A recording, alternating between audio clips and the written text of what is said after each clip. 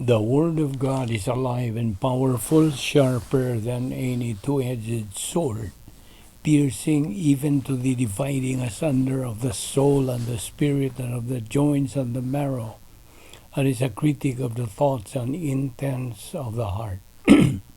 All Scripture is God-breathed and is profitable for doctrine, for reproof, for correction, for instruction in righteousness, that the man of God might be mature, thoroughly furnished unto all good works. Welcome everyone to our daily doctrinal Bible study through the YouTube of the Balbido Evangelistic Ministry. So we will continue our study on the doctrine of the Christian way of life. Now, okay, without further ado, we presume that you as a believer are ready to take in Bible doctrine by being filled by God the Holy Spirit. Use the principle of 1 John 1:9. But for you unbeliever, it is faith alone in Christ alone. Acts 16:31 says, believe on the Lord Jesus Christ, and thou shalt be saved. Now, okay. Remember, we are still in Colossians chapter 3, specifically in verse 18. Wives, be subject to your husbands, as is fitting in the Lord. Verse 19, husbands, love your wives, and do not be embittered against them. In 1 Corinthians 11:3, but I want you to understand that Christ is the head of every man, and the man is the head of a woman, and God is the head of Christ. Now, excuse me, there are 3 stages in the relationship between a man and a woman. Number 1 is attraction, dangerous stage when it comes to marriage. This is the blind stage. And the number 2 is compatibility, the enlightened stage.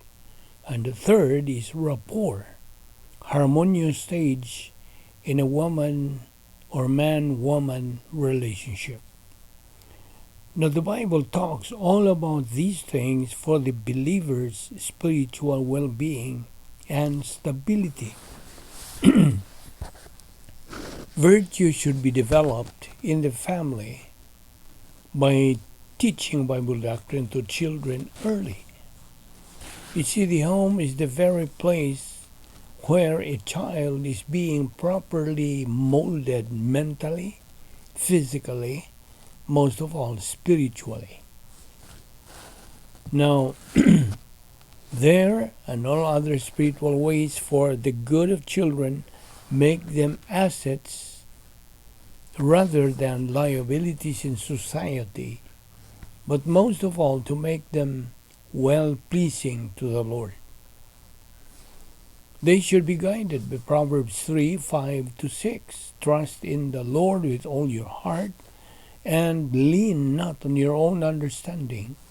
In all thy ways acknowledge him, and he shall direct your paths. Colossians 3:18, family relations. Proverbs 1:8, hear, my son, your father's instruction, and do not forsake your mother's teaching. Ephesians 6:4, fathers, do not provoke your children to anger, but bring them up in the discipline and instruction of the Lord.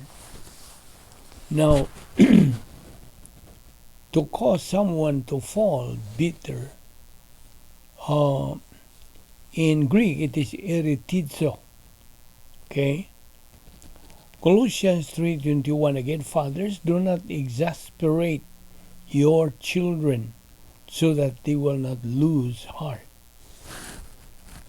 Let us remember that delegated authorities are part of God's 4 divine institutions.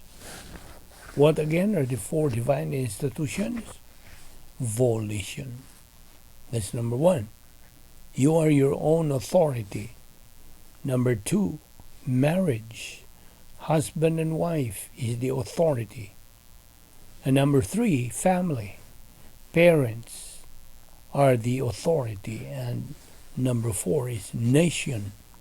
Government leaders are the authority. Colossians 3:21, Fathers, do not exasperate your children so that they will not lose heart. Exasperate again is eritizo. And the fathers there, by the way, represent parents. Parents have that responsibility. They should not resort to child abuse, sexual incest. They are considered as soul abuse, i.e., by not teaching them the truth. Example, by not teaching them the difference between right and wrong, by not teaching them not to touch other people's property and rights. Next thing that parents should consider with regards to their children is not to cause them to fear, like to be afraid of ghosts, etc. That's part of emotional abuse or psychological abuse. Parents should know God's instruction manual so they would be able to deal their children or with their children in the proper way. Soul abuse destroys the mind and thinking skills of children. Now, there are 5 categories of child abuse. Number 1 is sexual incest abuse. Number 2, physical abuse. Number 3, soul abuse. Number 4, emotional abuse. And number 5, neglect and deprivation. Now, parents should teach their children good language and evangelize them early. Parents should not teach their children by bad language, by yelling, shouting, worse, by calling them demons. You see?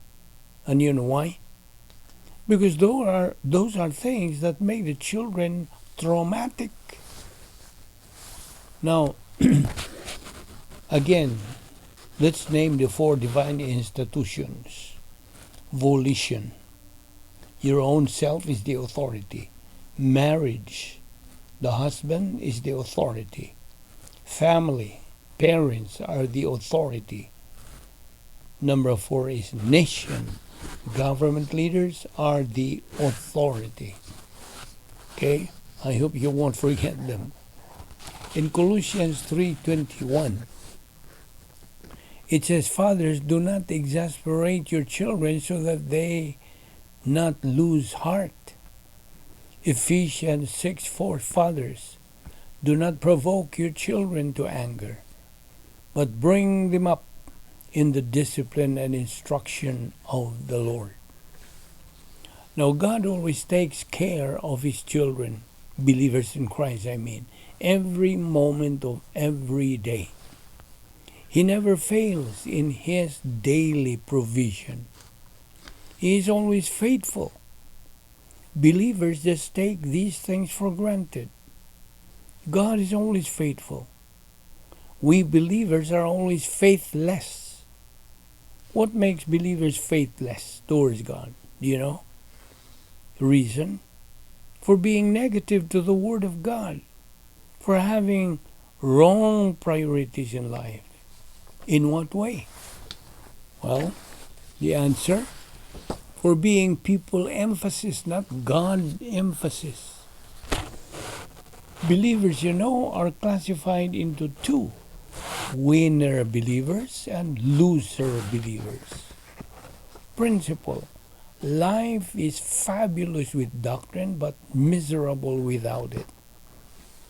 By being negative, recalcitrant, lethargic, and indifferent towards God's Word, a believer, when confronted by problems in life, would easily throw in the towel, would give up, and would say the famous cliche, why did God let this happen to me? You see, all believers had been given equal privileges and equal opportunities by God. That believers have no reason why they cannot be victorious in their spiritual life. Do you know why? The answer is because everything that we believers need in life had already been provided by God. Now we will give you examples of God's provision tomorrow. Father, we thank you for this Bible study that we had today. Thank you for the lessons that we learned. May God, the Holy Spirit, challenge and motivate us always so we can continue in our spiritual momentum, thus be able to reach our spiritual goal, which is spiritual maturity. Thank you for this Bible study. Through the Vic Balbido Evangelistic Ministry, all this we ask in Christ's name. Amen.